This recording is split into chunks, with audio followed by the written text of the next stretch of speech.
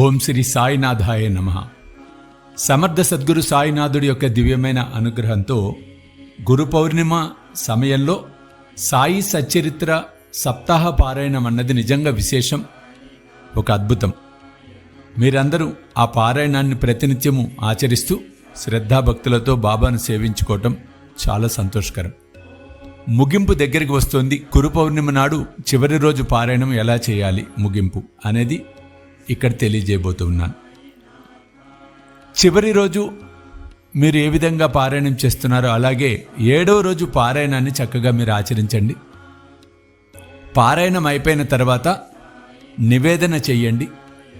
నివేదన అయిపోయిన తర్వాత ఆకుపచ్చ రంగు నిమ్మకాయ ఒకటి తీసుకోండి, ముందే పెట్టుకోండి.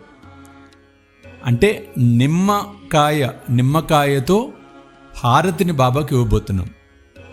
నిమ్మకాయ పైన కర్పూరం పెట్టి వెలిగించి ఆ నిమ్మకాయను పట్టుకొని బాబాకు హారతి ఇవ్వబోతున్నాం, సచ్చరిత్రకు బాబాకు.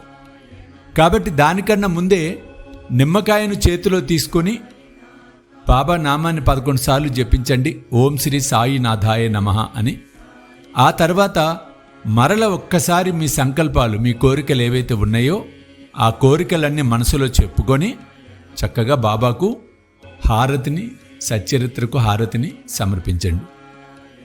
ఈ విధంగా సాయి సచ్చరిత్ర పారాయణ యజ్ఞాన్ని ఈ విధంగా ముగించి బాబా అనుగ్రహానికి మీరు పాత్రలు కావలసిందిగా కోరుతూ ఉన్నాను.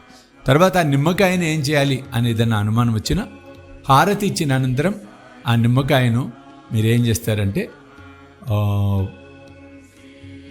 2 చెక్కలుగా దాన్ని కోసి పసుపు రాసి పసుపులో ముంచి అలాగే కుంకుమ బొట్టు పెట్టి మీ ముఖద్వారానికి అటు ఇటు ఈ నిమ్మ తొనలు ఏవైతే ఉంటే కట్ చేసిన వాటిని చక్కగా పెట్టండి. తర్వాత రోజు బయటపడేయవచ్చు.